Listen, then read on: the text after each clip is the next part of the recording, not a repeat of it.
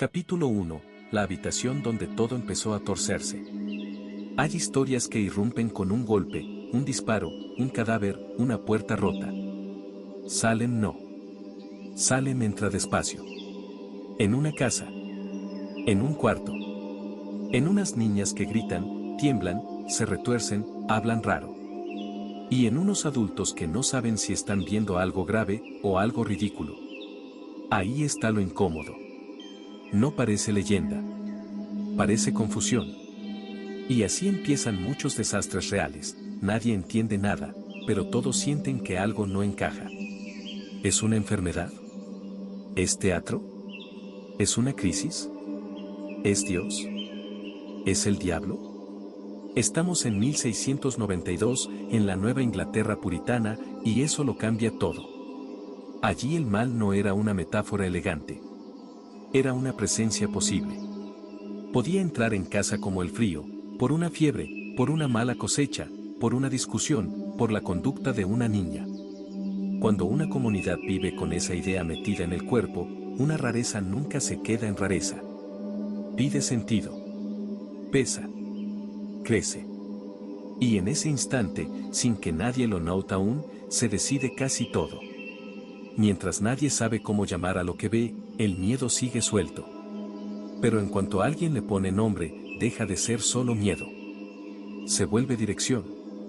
Se vuelve explicación. Se vuelve relato. Y cuando aparece un relato así, no llega solo. Llega con consecuencias. Porque entonces la pregunta cambia. Ya no es qué está pasando. Es quién lo está haciendo. Por eso Salem sigue inquietando siglos después. No porque hubiera miedo. Miedo hay siempre. Lo inquietante es otra cosa, el pueblo ya estaba listo para recibir ese miedo como si fuera una respuesta razonable. A veces contamos el pasado como si fueran caricaturas, fanáticos, multitudes fuera de sí, gente incapaz de pensar. Pero Salem no empieza así. Empieza con vecinos. Familias. Autoridades locales.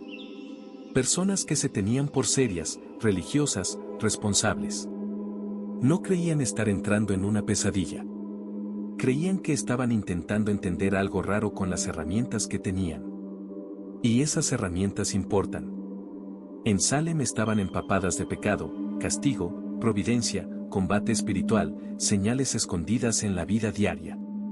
Así que cuando aquellas niñas empezaron a comportarse de forma extraña, la comunidad no reaccionó desde cero. Reaccionó desde un marco ya armado. Las palabras ya existían. La sospecha ya existía.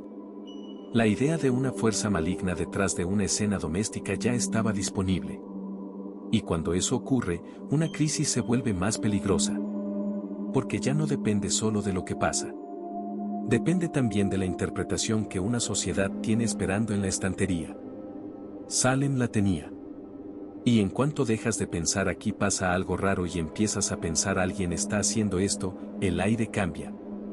Ya no intentas comprender. Empiezas a buscar responsables. Y cuando una comunidad da ese paso, aunque lo haga en voz baja, ya empezó a caminar hacia un lugar del que luego cuesta muchísimo salir.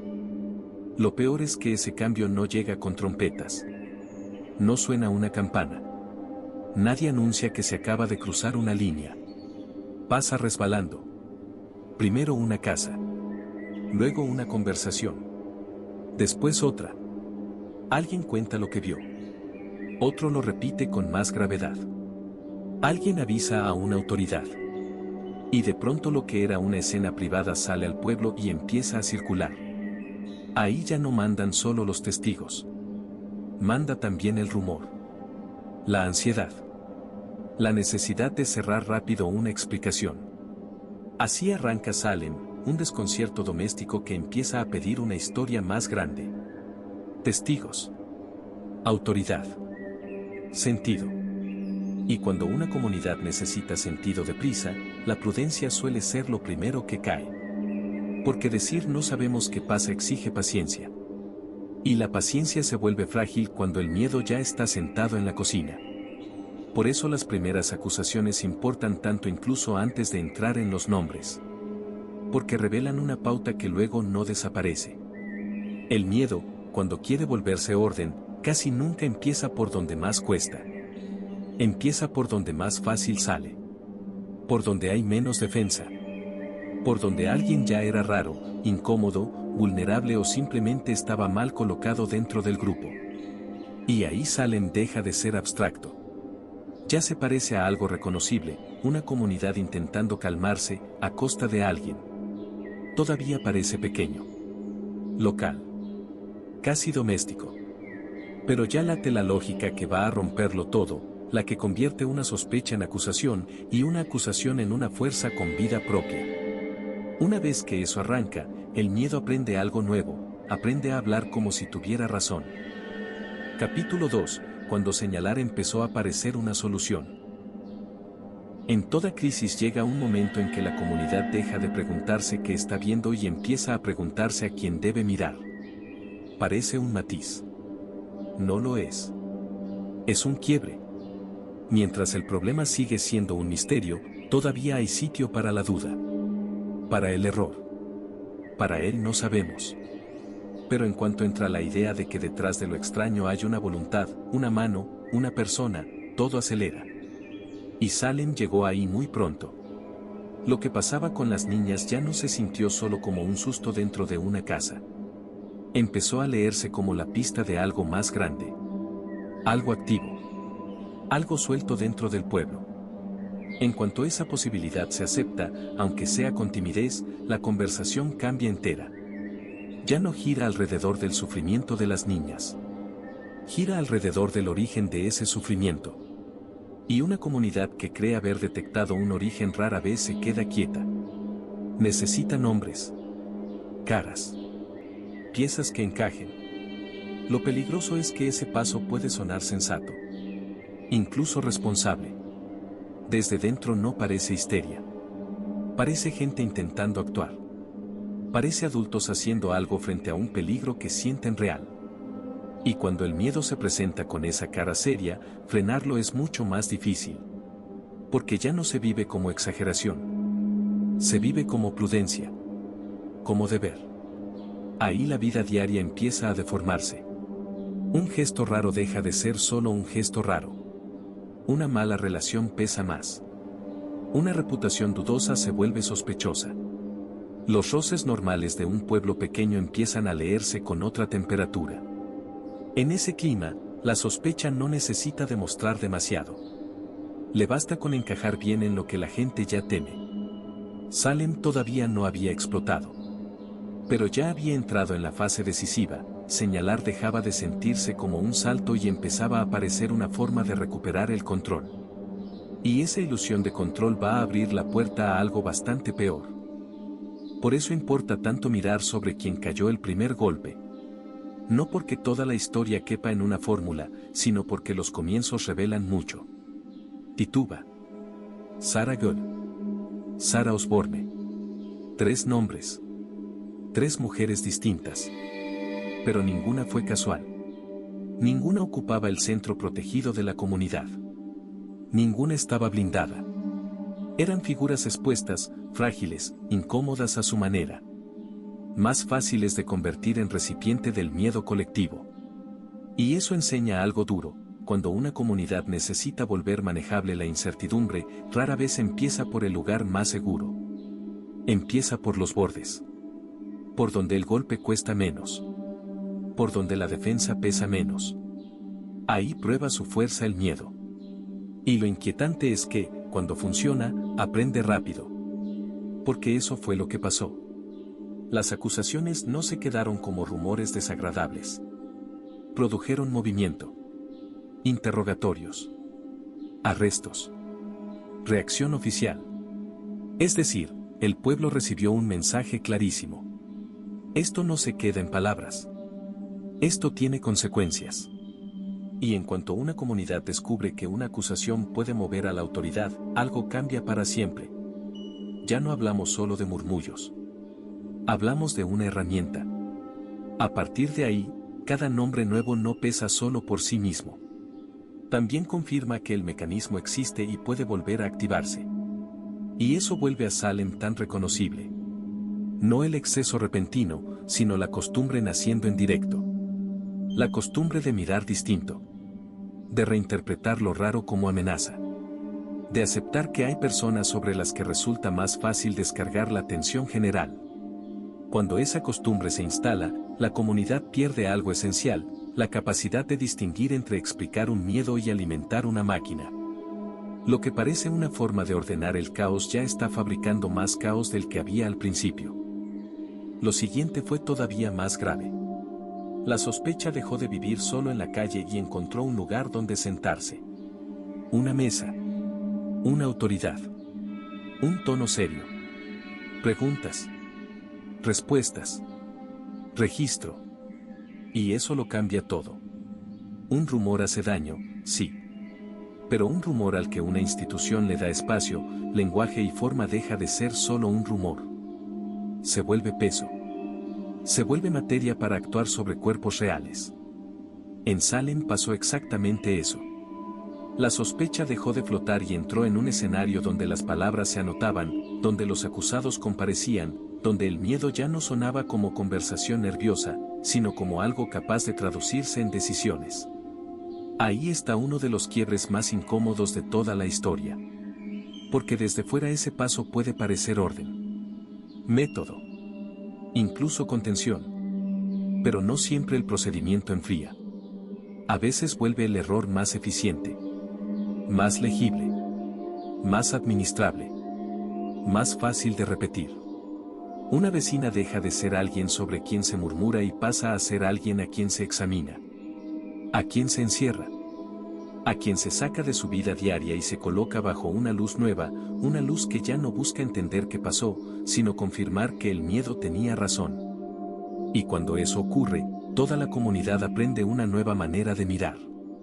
Cualquier palabra vieja, cualquier roce, cualquier contradicción, cualquier conducta extraña puede quedar absorbida por una lógica más grave. Una lógica que no mide solo hechos, sino impresiones. Climas. Intuiciones. Esa es una de las peores trampas de Salem. No solo perseguía personas. Enseñaba a reinterpretar la vida entera como si estuviera llena de señales. Y una vez que una comunidad aprende esa mirada, ya no necesita que alguien grite para sentir peligro en todas partes. Le basta con escuchar distinto. Con sospechar distinto. Y eso hará que el siguiente paso sea todavía más difícil de detener. Capítulo 3. La prueba que nadie podía tocar. Hasta aquí, Salem ya era una historia peligrosa. Pero aún podía parecer una historia de acusaciones, histeria y mala lectura de hechos extraños. Lo verdaderamente demoledor aparece cuando uno mira qué tipo de cosas empezó a aceptar la comunidad como prueba suficiente para arruinar una vida. Porque una acusación disparatada, por sí sola, no basta para levantar una tragedia así. Hace falta que una estructura con autoridad deje entrar una afirmación que no puede sostenerse por medios normales. Y Salem abrió esa puerta. La idea era simple y terrible. Alguien podía afirmar que el espectro de otra persona la había atacado. No el cuerpo. No una acción visible. No algo comprobable. Su espectro. Una presencia invisible, imposible de medir, pesar o seguir con herramientas ordinarias. Y aún así, eso no quedaba automáticamente fuera. Entraba en la discusión. Entraba en la sala. Entraba en el proceso. Y en cuanto entró, desordenó todo. Porque desde ese momento la defensa ya no jugaba en un terreno reconocible. Si te acusan de haber estado en un lugar, aún puedes intentar probar dónde estabas. Si te acusan de haber golpeado a alguien, al menos puedes discutir tiempos, testigos, rastros. Pero si te acusan de haber enviado una presencia invisible a hacer daño, ¿cómo respondes? ¿Qué desmientes exactamente?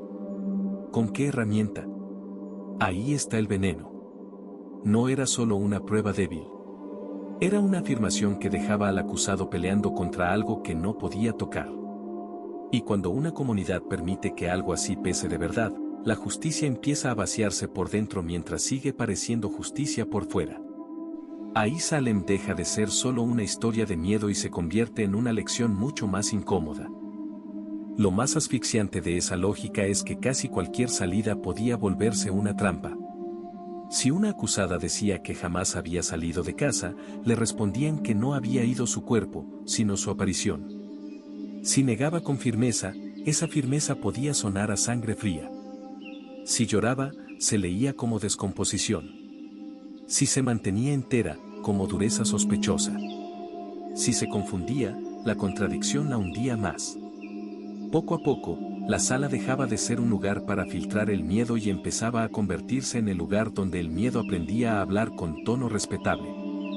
Y eso cambia por completo la posición de quien cae dentro del proceso. Ya no basta con ser sensata, conocida o apreciada. Ya no basta con una vida ordenada, vecinos que te respeten o años de buena fama. Todo eso puede seguir ahí, sí. Pero empieza a pesar menos que la mezcla tóxica de temor, presión religiosa, contagio emocional y una forma de prueba imposible de desmontar. Por eso Salem no incomoda solo por sus muertos. Incomoda por la operación mental que los hizo posibles. La idea de que una experiencia invisible pudiera producir una consecuencia perfectamente tangible, una celda, un juicio, una condena, una soga. No hace falta compartir la visión del mundo de aquella época para sentir lo monstruoso del desequilibrio. De un lado, algo que no puede verificarse. Del otro, un mecanismo capaz de castigar con absoluta materialidad. Esa asimetría destroza cualquier sensación de equilibrio. Y cuando una comunidad la tolera demasiado tiempo, crea un entorno donde defenderse deja de ser demostrar y pasa a ser sobrevivir como se pueda. Lo terrible es que aún faltaba otro giro. Porque una cosa es vivir bajo una prueba imposible. Otra, todavía peor, es descubrir que en ese sistema decir la verdad no siempre te protege, y que mentir puede parecer más seguro. Sería cómodo pensar que todo el mundo aceptó esa lógica sin una sola grieta. No fue así. Las dudas crecieron. A veces en voz baja. A veces como malestar. Pero crecieron. Porque este tipo de prueba tiene un problema, al principio parece útil contra los márgenes, pero tarde o temprano roza zonas que la propia comunidad considera demasiado importantes para sacrificar con tanta facilidad. Mientras el golpe cae sobre personas frágiles o mal situadas, el sistema aguanta. Incluso puede parecer selectivo. Pero el momento decisivo llega cuando el radio se amplía y la sospecha empieza a acercarse al centro, personas con nombre, respaldo, reputación. Ahí el miedo cambia de textura. Ya no es solo miedo al mal.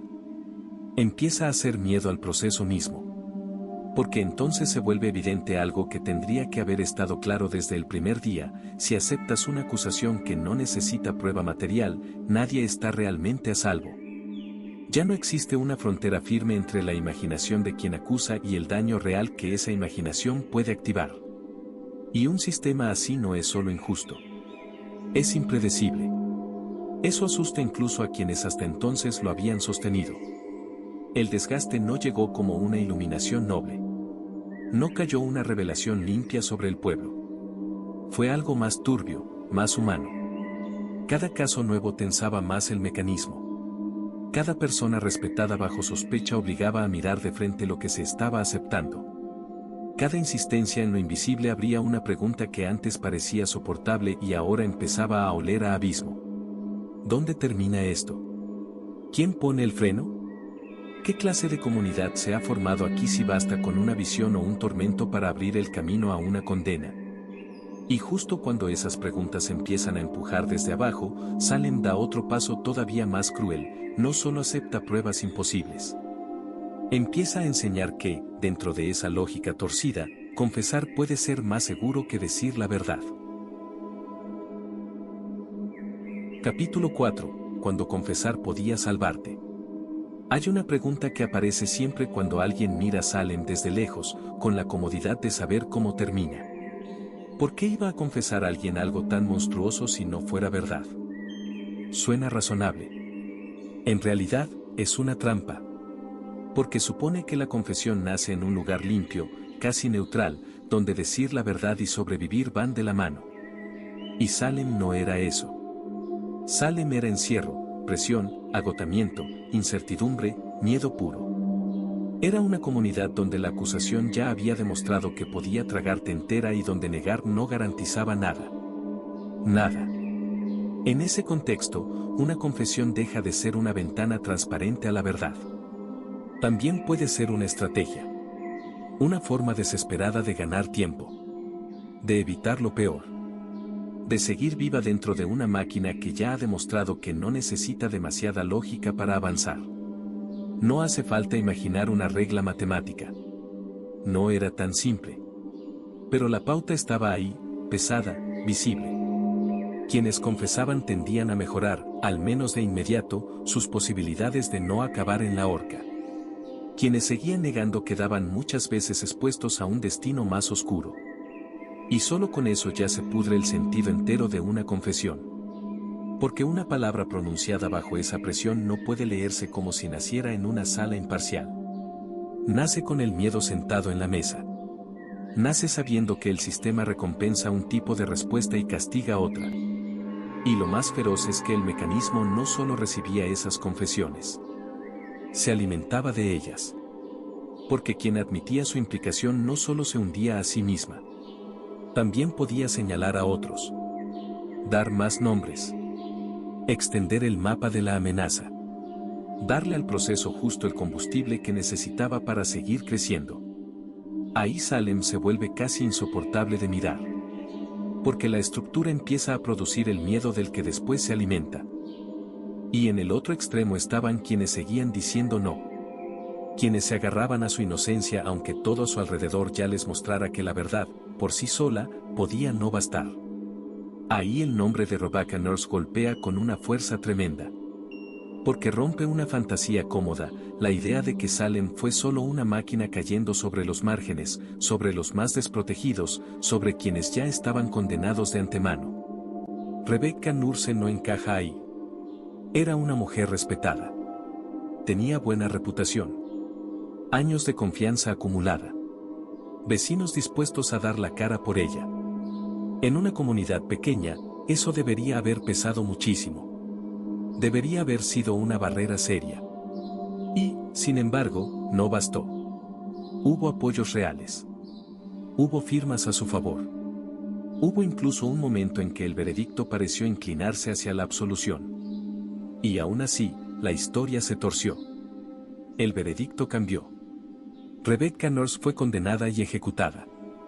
Ese giro no es solo dramático. Es una radiografía del estado en que Salem ya se encontraba. Nos dice que el problema no vivía únicamente en la mala fama o en las enemistades locales.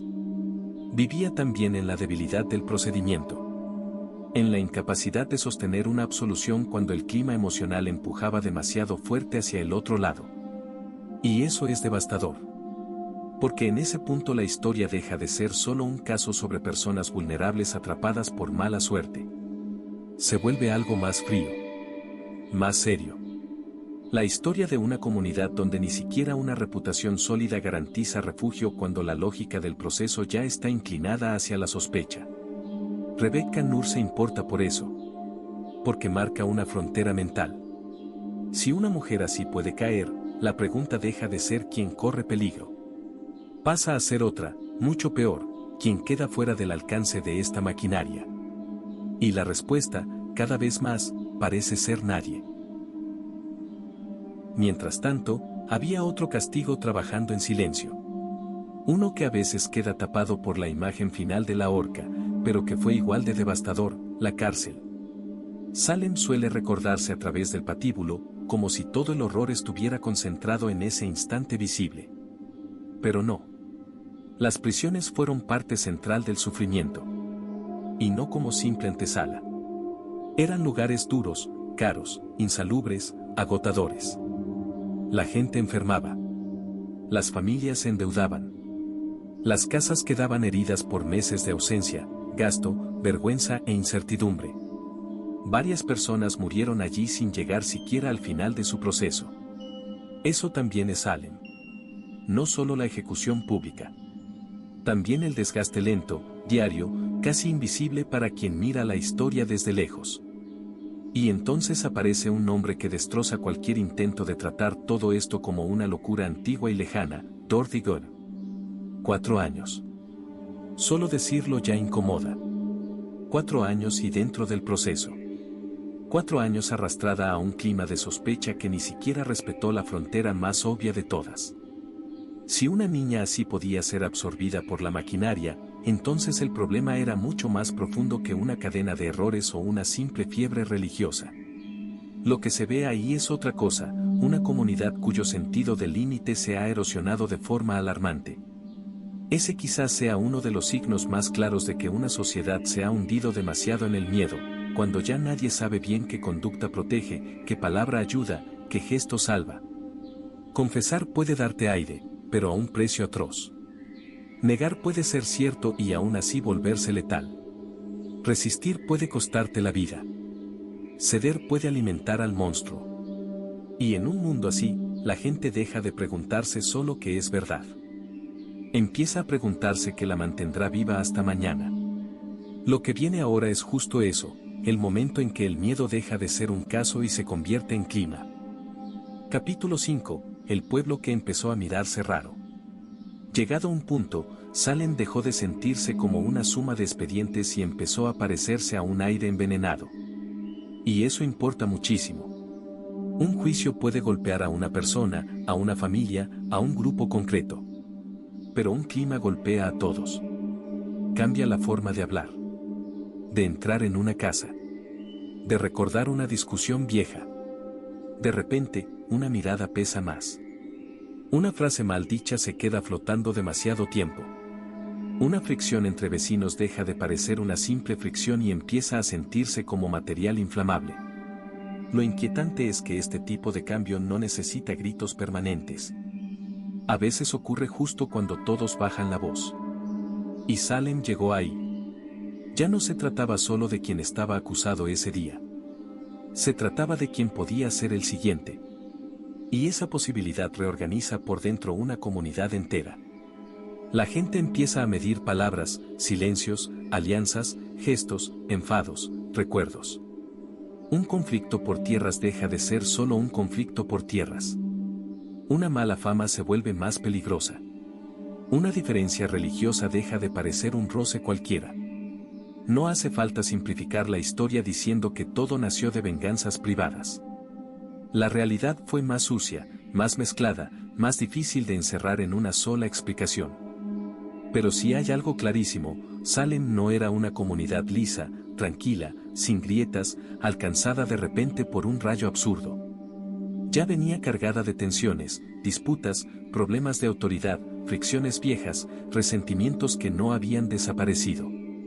La crisis no inventó nada de eso. Hizo algo peor. Lo volvió utilizable. Le dio un marco nuevo. Lo dejó convivir con un procedimiento capaz de terminar en prisión o muerte. Y en ese cruce se produce una devastación silenciosa, pero profunda. Porque una cosa es tener un mal vecino. Otra muy distinta es tenerlo en un mundo donde una palabra suya puede acabar pegada a una acusación. Ahí la vida diaria empieza a deformarse de verdad. Primero en. Y aún así, hay algo importante que no conviene borrar. Salem no fue una masa perfectamente unida corriendo en una sola dirección. Hubo resistencia. Hubo gente que dudó. Hubo personas que firmaron a favor de los acusados, que defendieron reputaciones, que intentaron sostener a quienes estaban siendo arrastrados por la lógica dominante. Y eso, lejos de suavizar la historia, la vuelve más amarga. Porque significa que una comunidad puede conservar focos de lucidez y aún así fracasar de manera espantosa. No basta con que algunos vean el problema. Hace falta que todavía tengan fuerza suficiente para frenarlo. Y Salem, a cierta altura, ya no la tuvo. El caso de Rebecca Nurse vuelve a ser demoledor también por eso. 39 vecinos firmaron en su defensa. 39. No es un gesto menor. No es una simpatía discreta. Es una toma de posición pública, visible, valiente.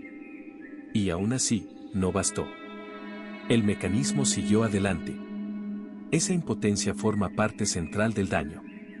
Porque obliga a mirar algo muy incómodo. Una comunidad puede tener personas dispuestas a defender a los suyos y, aún así, no conseguir protegerlos. Puede conservar una reserva moral y no lograr convertirla en fuerza. Puede tener razón y perder igual. Y después, cuando la violencia baja o empieza a bajar, eso deja una herida especial. No solo en quienes acusaron o en quienes murieron. También en quienes intentaron ayudar y descubrieron que no era suficiente. ¿En qué momento dejamos de poder parar esto? ¿Cuándo empezó a pesar más el relato del miedo que la confianza acumulada durante años? Salem está lleno de ese eco. Gente que no encabezó la persecución, pero tuvo que seguir viviendo entre las ruinas de una comunidad que ya no consiguió defender a algunos de los suyos. Y esa derrota es especialmente amarga porque no hace ruido. Se queda. Respira despacio. Se instala como vergüenza, cansancio, pregunta. Una pregunta que vuelve una y otra vez aunque nadie quiera decirla en voz alta. Y luego está George Burroughs, que aparece casi como un resumen feroz de lo que Salem había llegado a ser. Antiguo ministro de Salem Village. Acusado. Llevado al patíbulo. Convertido ya no solo en un hombre, sino en una especie de prueba pública. La escena quedó grabada por una razón muy concreta. Cuando llegó el final, ocurrió algo que abrió una grieta. Burroughs recitó correctamente el Padre Nuestro. Para parte del público, aquello fue desconcertante. No encajaba con la imagen fácil del brujo entregado al mal. Durante un instante, la seguridad de algunos vaciló, y ese segundo importa muchísimo. Porque demuestra que incluso en el clímax del miedo seguían apareciendo fisuras. La duda no estaba del todo muerta, pero lo terrible es que no bastó. La vacilación estuvo ahí. La grieta se abrió. Y sin embargo, la maquinaria ya pesaba demasiado. La ejecución siguió adelante. Y ahí Salem se retrata entero. No como un lugar incapaz de producir alarmas, sino como un lugar donde las alarmas llegaban y aún así no conseguían frenar el proceso a tiempo. Esa diferencia vuelve la historia mucho más inquietante. Porque la aleja de la caricatura de una locura ciega y la acerca a algo más reconocible, más humano, y por eso más perturbador, una comunidad que sigue recibiendo señales de que algo va mal, pero ya no sabe, o ya no puede, traducir esas señales en un freno efectivo. A esa altura, el pueblo ya respiraba distinto. Había nombres circulando por todas partes, celdas llenas, familias golpeadas, vecinos pendientes de quién sería el próximo. Lo cotidiano se había vuelto inestable. Y cuando lo cotidiano se vuelve inestable, hasta lo más normal empieza a parecer peligroso. Una conversación. Una visita. Una duda. Una frase fuera de sitio. Salem había llegado justo ahí, al punto en que la pregunta ya no era solo quién mentía o quién decía la verdad, sino algo más grave: si todo esto había crecido tanto, ¿seguía alguien al mando de verdad? Y esa pregunta, por fin, iba a empezar a rozar al poder. Capítulo 7, cuando todo paró, y empezó la cuenta. Hay una forma muy cómoda de contar las tragedias. La violencia visible se detiene, baja el telón, la historia se cierra y todos siguen adelante. Salem no tuvo ese final. Cuando la fase más feroz empezó a apagarse, no llegó la paz. Llegó la cuenta. La moral, la política, la íntima, la doméstica.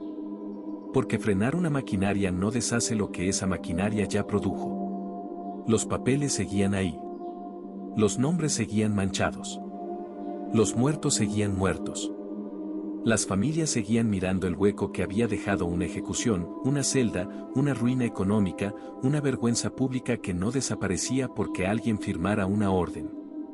Y eso es lo que vuelve tan dura la parte final de Salem. No hay una escena limpia donde la comunidad se reúne, reconoce con nobleza impecable el tamaño del desastre y queda en paz con su conciencia. No ocurre así. Lo que hay es algo más humano, más incómodo y mucho menos satisfactorio. Hay culpa tardía. Hay resistencia a asumirlo todo. Hay intentos parciales de corregir. Hay gente obligada a convivir con documentos que dejan por escrito el tipo de decisiones que se tomaron.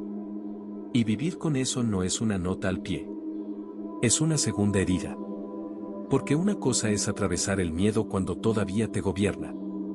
Otra muy distinta es seguir vivo después sabiendo que ese miedo dejó archivo. Que dejó nombres. Fechas. Firmas. Declaraciones. Celdas. Órdenes. Eso pesa de otro modo. En 1697, Samuel Sewall, uno de los jueces asociados al Tribunal Especial, hizo una confesión pública de culpa y pidió que rezaran por él. Ese gesto importa. No porque repare nada. No devuelve una vida. No desata una cuerda ya apretada. Pero importa porque demuestra que lo ocurrido no podía seguir escondido para siempre detrás de fórmulas administrativas o justificaciones piadosas. En algún punto, incluso quienes habían participado tuvieron que mirar de frente el peso moral de aquello. Y eso cambia el tono de la historia. Ya no estamos solo ante una comunidad que se equivocó. Estamos ante una comunidad que tendrá que aprender a convivir con la conciencia de haberse equivocado demasiado tarde. Con el tiempo, la colonia empezó a moverse también en el plano institucional. Y aquí aparece una verdad incómoda que casi nunca cabe en una frase rápida. Si hubo rectificaciones. Si hubo intentos de corregir. Si hubo movimientos oficiales para deshacer, al menos en parte, lo que se había hecho. En 1711 se aprobó una ley que revertía ciertas condenas y autorizaba indemnizaciones para varios de los afectados y sus herederos. Eso importa porque corrige una simplificación torpe, la de pensar que nadie reconoció jamás nada. Se reconoció. Tarde, de forma incompleta, con muchas limitaciones, pero se reconoció. Hubo un esfuerzo por admitir que el sistema había causado un daño que ya no podía sostenerse como si hubiera sido justicia impecable. Ahora bien, la otra simplificación, imaginar una reparación amplia, digna y suficiente, también es falsa. Lo que llegó fue parcial. Desigual. Tardísimo. No alcanzó a todos del mismo modo. No rehizo vidas. No devolvió a los muertos. No borró años de estigma. Ahí está la textura real del después. No una restauración brillante, sino una corrección torpe, lenta, insuficiente, hecha con herramientas demasiado pequeñas para un daño demasiado grande. Porque una compensación puede reconocer una pérdida. Puede admitir que algo estuvo mal. Pero no puede borrar lo que una comunidad aprendió viviendo dentro del miedo. No puede devolver la confianza rota. No puede reparar del todo lo que pasa cuando el vecino, la autoridad y el tribunal entran juntos en una lógica torcida. Eso convierte la posguerra moral de Salem en una parte central de la historia. Herederos reclamando. Nombres revisados. Bienes discutidos. Instituciones intentando arreglar con lenguaje legal algo que se había desbordado mucho más allá del lenguaje legal.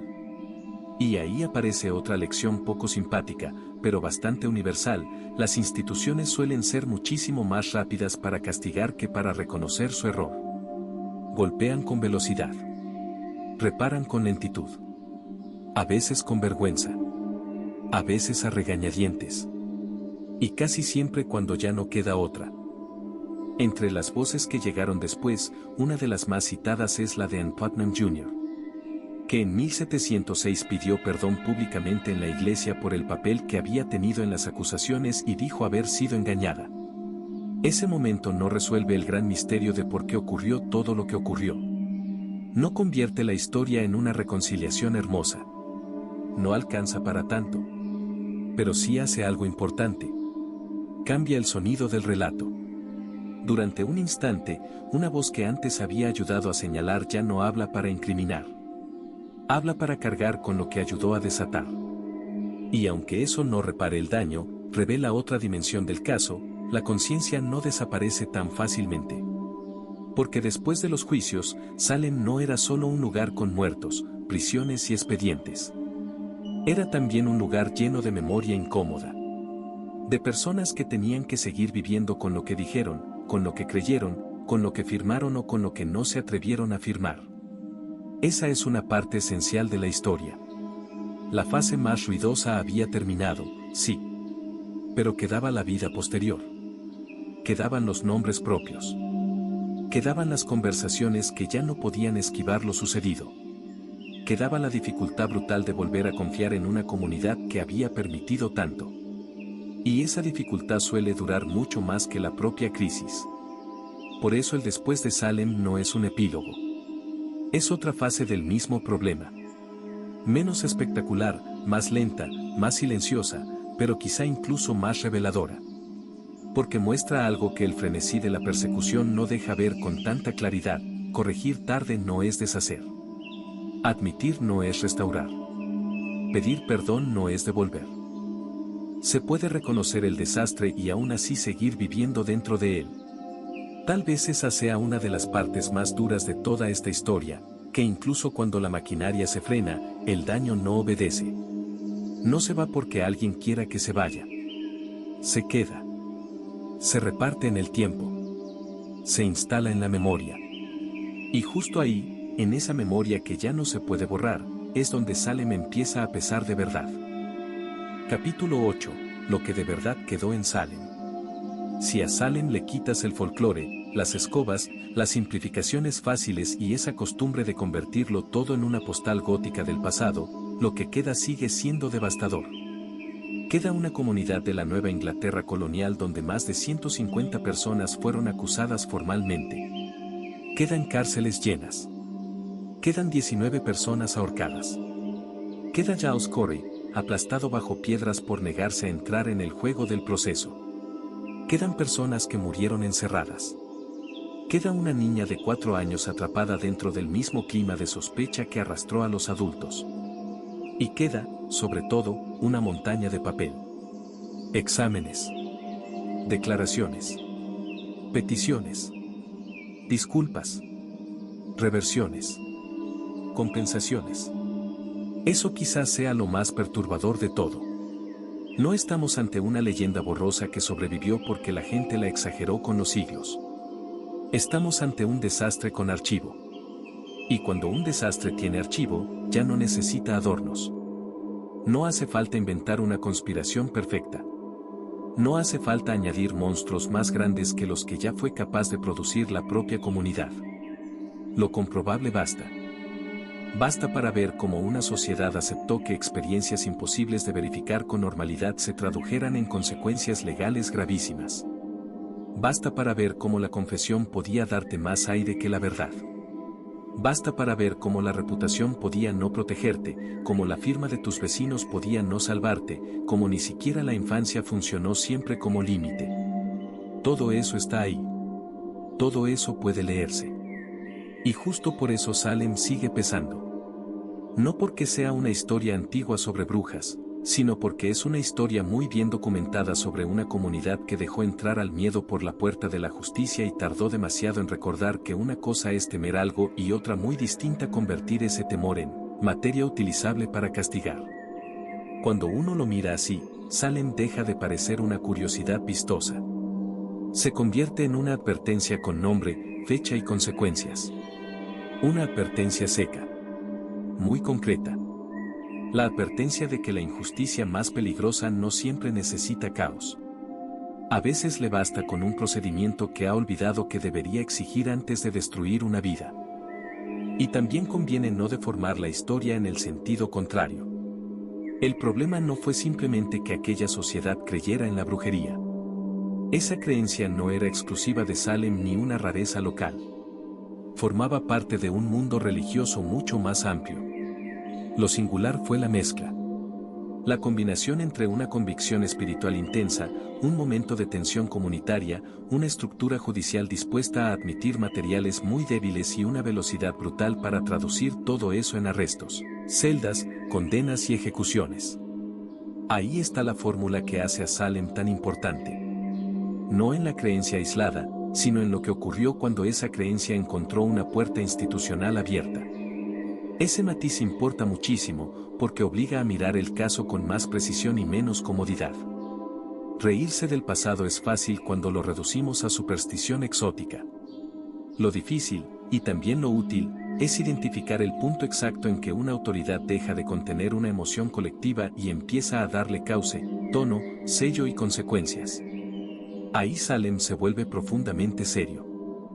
Porque lo que enseña no es solo que la gente pueda tener miedo. Eso ya lo sabíamos. Lo que enseña es que el miedo, cuando encuentra una estructura dispuesta a trabajar con él sin exigir suficiente prueba, puede avanzar con una rapidez escalofriante. Y una vez que avanza así, la reputación deja de proteger, la prudencia deja de bastar y la rectificación, cuando por fin llega, solo sirve para evitar más víctimas, no para borrar las anteriores. Contarlo así no enfría la historia. Al contrario, la afila. La saca del terreno de la metáfora floja y la devuelve a algo mucho más incómodo, decisiones concretas. Personas corrientes, muchas veces convencidas de actuar con responsabilidad, participando sin embargo en la construcción de un mecanismo capaz de tratar lo invisible como si bastara para arruinar cuerpos visibles. Y quizá esa sea la parte que más cuesta aceptar. Que el desastre no nació solo de la maldad abierta ni del delirio evidente. Nació también de la mezcla entre convicción, miedo, procedimiento y prisa. Una mezcla que, cuando se normaliza, arrastra mucho más de lo que la comunidad imagina estar poniendo en juego. Tal vez la forma más honesta de cerrar Salem no sea buscar una moraleja grandiosa, sino quedarse un segundo delante de unos pocos hechos desnudos. Hubo personas ejecutadas después de procesos apoyados, en parte, en afirmaciones que no podían verificarse de manera ordinaria. Hubo menores encarcelados. Hubo una mujer respetada que pasó de un primer veredicto favorable a la condena final. Hubo un hombre que, en el patíbulo, abrió por un instante una duda que no bastó para salvarlo. Hubo jueces y acusadoras que más tarde pidieron perdón, pero lo hicieron cuando el daño ya era irreversible.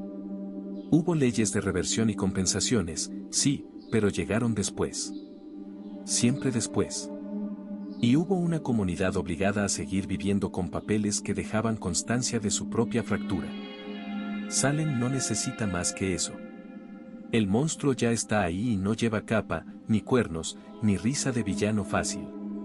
Lleva firmas, sellos, testimonios, prisas, jerarquías, convicciones, procedimientos y una serie de decisiones tomadas por personas que, en muchos casos, creían estar haciendo lo correcto o al menos lo necesario.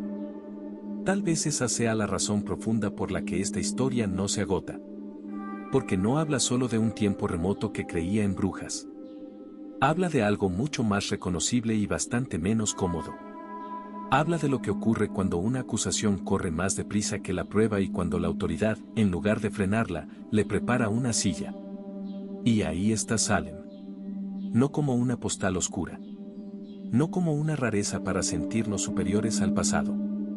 Está ahí como una advertencia mucho más seria. Una comunidad no se rompe solo cuando pierde la razón de golpe. A veces se rompe mientras sigue pareciendo razonable. Se rompe cuando va cediendo, una a una, las exigencias que deberían impedirle castigar en falso. Eso fue Salem. Un lugar donde el miedo encontró una voz convincente, una estructura dispuesta a escucharlo y demasiada gente incapaz de detenerlo a tiempo. Por eso sigue pesando. Porque hay historias que no se quedan atrás. Se quedan dentro.